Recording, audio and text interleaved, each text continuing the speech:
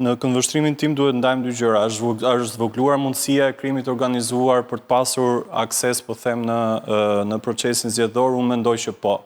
Po të sjellëm rastin e Durrësit, një pjesë e grupeve kriminale të cilat kishin ndikuar për të zgjedhur Yrgis Çyrbjen deputet në ato zgjedhje nuk janë, po them, në terren aq aktive. Po ta them, Altin Ari është në kërkim, Lauren Dervisha i arrestuar, Lul Berisha është i arrestuar. Njerëzit edhe kur janë në burg, edhe të futur të ishte Ibisi, prapë orientojnë se çfarë do bëjë. Ta mbaroj, staj dakord mos. Mbaroj, jo, drejt ne të respektojmë këndvështrimet. Jo, po duket si naivitet. Kështu e mendon, jo. Ne ishim 3 emra në listën e Partisë Socialiste. Jo, po. Me që ta bëjmë si kështu. Okej, ta bëjmë bisedë, dakord. Nuk kam, kishim 3 emra, kishim Ilir Draxhin, kishim Çyrben, kishim dhe Rama Shkujës, Rama Rajën që ta dorëqen. Çyrbi është burg, pra nga këto 3 emra, 2 e kanë të pamundur të kandidojnë, njëri se ta dorëqen, tjetri se është burg. Ai që e ka të mundur të kandidojë është në listë prap.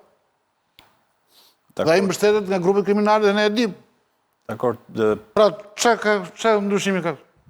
Dakord, po kjo mbetet për të pa nëse ai do marri zgjedhjet, do marri votat për të bërë deputet. Spaku thotë do luftoj unë krimin. Çfarë krimi do organizoj? I ka dalë në përgjime, nuk e them unë. Janë përgjime që kanë dalë nga Spaku, nga prokuroria e krimit të rënda. Përgjimi tash është bindësia që të çon tek. Po pra, i ka dalë. Do luftoj, po kur do luftoj krimin zgjedhor? Të 2025 të 2029-ën? Të 2021 se kanë zjerë akoma. Dozin 184 çoj e hoqi për lesh. Dozin 339 e shkatroi. Ta i thotë luftoj, ja ku është krimi zgjedhor? Ja të dalin në iftare të shikojë çfarë bëjnë sot ata. Që ushtrojnë që pastaj tani dhe vendosin kush do bëhet deputet. Kjo është ishin mbledhur ata te të dalin pra. Burra vetë ka se punohet çfarë kjo? Tani që flasim me Spaku. Këto një Spaku me idenë që unë do vi, erdhi fushat elektorale do punon për zgjedhje. Ai punohet 4 vjet. Lufta kundër krimit të organizuar nuk bëhet sot. Ata e kanë ushtruar, e kanë krijuar atë ndikim dhe ushtrojnë tani paqësisht pa pasur nevojë as të nxjerrin armë të rrugëve, as të nxjerrin lekë të rrugëve. Një herë këta ishin mbledhur, nuk ishte Baba Mondi atëherë, ishte Baba Reshati. Pastët, ishte Baba Reshati në krye të Bektashinëve dhe ishin mbledhur ata, i kishin hedhur lekë shumë. Dhe aty ishte edhe një politikan që ishte habitur. Kishte thënë me vete ai politikan shumë i lartë, kishte thënë me vete që ore. Më mirë që nga këtu të mbledhësh gjithë këto para që sjellin këta se sa kishte me vete dhe i kishte thënë Baba Reshati kishte në që kanë gjithë këto. Emër biri kishte thënë, ta dish ti, këta mendojnë se duke hedhur gjithë këto, lajnë ato që bëjnë ta, po nuk ndodh kështu. Tani, një fjalë sepse lalën ta presim për dy fjalë vetëm, domethënë edhe se më kujtove këtë historinë e pa problem. Jo, pa problem. Me dy fjalë jam unë në... Po, dy fjalë të mbaroj Xhamia. Si e mendoj edhe hetimin, domethënë është çështja e demokracisë. Demokracia nuk mund të vinë në këtë vend duket larg. Por babai i kombit amerikan 200 vjet më parë, ky Benjamin Franklin, sa që demokracia është 2 ujë edhe një dele që votojnë çfarë do hanë për darkë. Unë mendoj që këta 2 ujërit që janë në politikë, pavarësisht se ndonjëherë po delja është Spaku gjithmonë me gjithë, se nuk du me thënë populli nuk ekziston. Spaku është gjithmonë një dele që mund të kafshojnë në çdo moment. Do të kafshojnë sa të bëhet ky parlamenti, do të kafshojnë. Rënë shkurtse edhe koha është drejt limiteve, është që shitblerja e votës është një jetim i cili vazhdon për një kohë të caktuar dhe ne nuk mund të themi tani që prokuroria e posaçme apo prokurorit të tjera nuk po jetojnë, kështu që ex machina. Klodi i tha që janë lëshuar në për këto shtabet elektorale duke përgjuar edhe duke survejuar, kështu që duhet ta shohim pak para zgjedhjeve, ose disa ditë pas zgjedhjeve. E tham këtë të Spaku, domethënë ka dyshim të shpak për shkak të kapaciteteve që ka Spaku, por ne të presim dhe të shohim por ne si gazetarë shpesh shprehim ndoshta më shumë dyshime se ç'duhet. Është mirë të ndosë që ta kontrollojë atë, por me këtë infrastrukturë dhe me kaq mundësi, çështje pritshmërie. Çështje pritshmërie.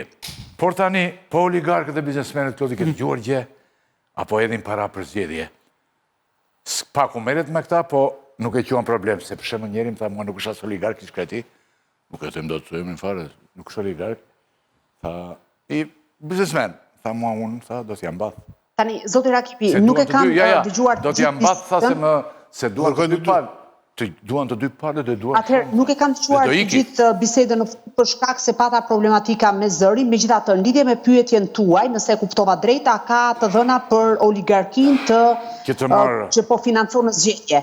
Tani, unë nuk kam të dhëna realisht për këtë gjë, që të evidentoj një emër biznesmeni që po financon konkretisht.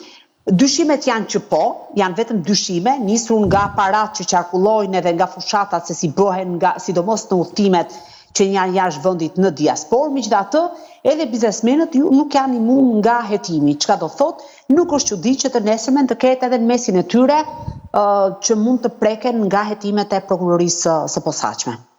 Mundet që biznesmenët të preken thotë. Dhe mund t'i preka. Patjetër. Po sikur deri tani nuk ka prekur gjë kjo. E ke vënë re ti që dalin emra biznesmenët dhe prapë presin. Ja presin pjesën dhe në maksimumin e tyre. Dhe nena sjellin këtu edhe dokumentat e hequra. Ku janë hequr disa letra. Edhe në maksimumin e tyre u japin detyrim paraqitje. Edhe sikur ti kenë në akuzë detyrim paraqitje. Biznesmeni X, Z e tjera. I heqin. E ke përre që nga sjellin disa. Po ngatron sa dosje të tjera me këtë që më pyetët. Nëse do të kthehemi pas te dosjet e tjera, hajde diskutojmë. Nuk e kam për gjë të i rendis të gjitha të biznesmenit që janë në akuzë. Po të them që unë të ngrej një akuzë ose të pretendoj që kam të dhëna, nuk i kam këto të dhëna. Sigurisht kam dyshime për shkak fluksit të lartë të parave që financohen edhe që hidhen, sidomos për udhëtimet në diasporë, sepse kemi fushat të kushtueshme sa i përket diasporës. Në këtë aspekt, patjetër që mund të ketë në mesin e biznesmenve që mund të preken nga hetimet. Sikurse ju, edhe unë duhet të pres të shikoj rezultatin e hetimeve në këtë drejtim. Një gazetë botonte një gjë të madhe për shembull për një biznesmen që do hedhë kullat mëdha, po merrte edhe këta të diasporës të tij. I rëpente dhe di sjell këtu.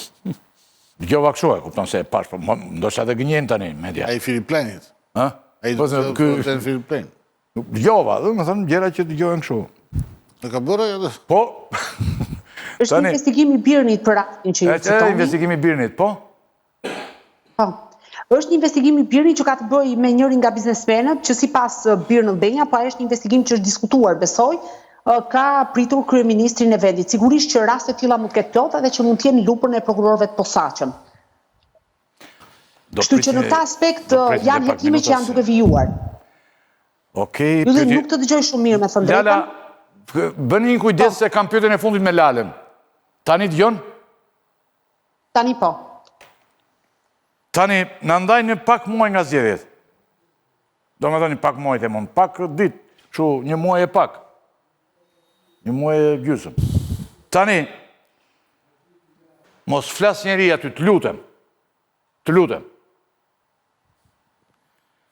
A do të kemi ndryrje të pak, ke dëgjuar gjë, a pritin arestimet bushme.